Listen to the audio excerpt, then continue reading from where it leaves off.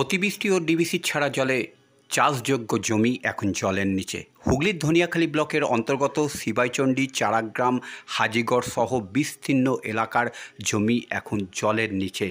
ধান চাষ করেও কোনো সুরাহা হয়নি, ফলে চাষযোগ্য জমি এখন জলের নিচে। আগামী দিনে চাষিরা আবারও চাষ করতে পারবে কিনা সেই চিন্তায় চাষি মহল। অন্যদিকে হুগলির ধনিয়াখালী ব্লকের অন্তর্গত বেলমুড়ি গ্রাম পঞ্চায়েতের অধীনে রাধাবল্লভপুর গ্রামের কাটরা ফসলের ব্যাপক ক্ষতি হয়েছে। অতিবৃষ্টি ও ডিবিসি ছাড়া জলে ঘেয়া নদীর জল বেড়ে যাওয়ার ফলে কাটরা ফসলের ব্যাপক ক্ষতি হয়েছে। রাধাবল্লভপুর গ্রামের এক চাষি তিনি জানান যে রাতভর সেচ করেও কোনো লাভ হয়নি, কাটরা ফসল ক্ষতি হয়েছে ব্যাপক। ফলে আগামী দিনে চাষিরা কিভাবে চাষ করবে সেটাই এখন চিন্তার বিষয়। অন্যদিকে সবজির দাম যেভাবে বেড়ে চলেছে তাতে সাধারণ মানুষের নাভিশ্বাস উঠছে।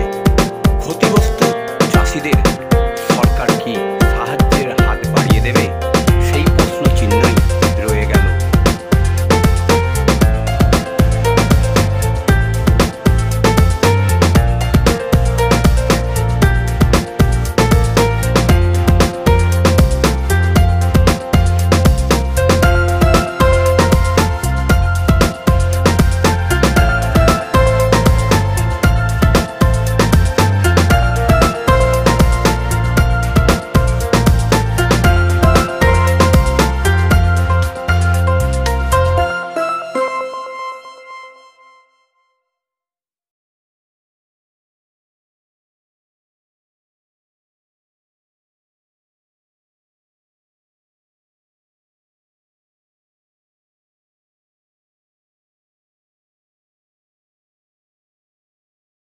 হলো, হ্যাঁ, এর ফলে কি অবস্থা, চাষের কি অবস্থা? এই অতিবৃষ্টির ফলে ধনেখালি থানার বেলমুড়ি অঞ্চলের অধীন রাধাবল্লভপুর গ্রাম চিরকালের সামান্য বৃষ্টিতে তুফান খেলে। সেই অবস্থায় দাঁড়িয়ে এবছর পটল, ঝিঙে, করলা, ভেন্ডি বিঘার পর বিঘা নষ্ট হয়ে গেছে। অতিরিক্ত বৃষ্টির ফলে যেখানে 250 টাকা 300 টাকা করে বিক্রি হচ্ছিল, এক বিঘে জমি, আমারই বাড়ির পাশে একজনের 1 বিঘে জমি কিচ্ছু নেই তার। তা এই অবস্থায় দাঁড়িয়ে শুধু তাই নয়, অনেকে ধান রুয়ে ফেলেছিল, জ্যাঠে করে বিচে রুয়েছিল, সেগুলো এই অতিরিক্ত বৃষ্টির ফলে ঘিয়া নদীর জল বেড়ে সেগুলো 3-4 দিন থেকে সেগুলোও নষ্ট করে দিয়েছে।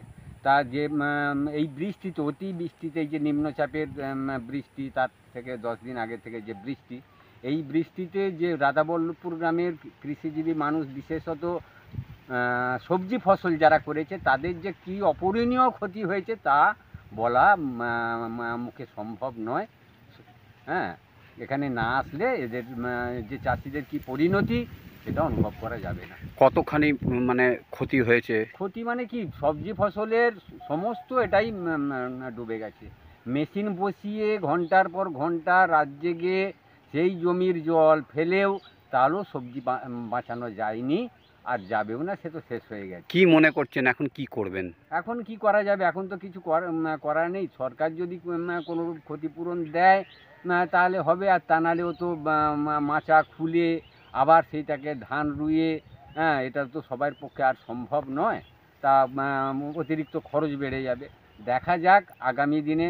তবে এখানে এই ঘিয়া নদীর সংস্কার না হওয়া পর্যন্ত রাধাবল্লভপুর গ্রামের সবজি চাষিদের ওই মাথায় হাত দিয়েই বসে থাকতে হবে সারা বছর। সরকারের কাছে কোনো আবেদন? সরকারের কাছে আবেদন বলেছি করার জন্য, দেখা যাক কি পরিস্থিতি হয়। এক তো আলুর দাম নেই, সবজি চাষ, সবজি গেল, তাহলে তারা মানুষ, সাধারণ মানুষ খাবে কি করে? আমি তো সেটাই ভেবে চিন্তা। সবজির দাম কি বাড়বে মনে হচ্ছে? সবজির দাম আকাশ ছোঁয়া। সবজি তো পাওয়া যাচ্ছে না। যেখানে 200 চাষি ছিল, 100 ভেন্ডার ছিল, সেখানে তখন করেছে।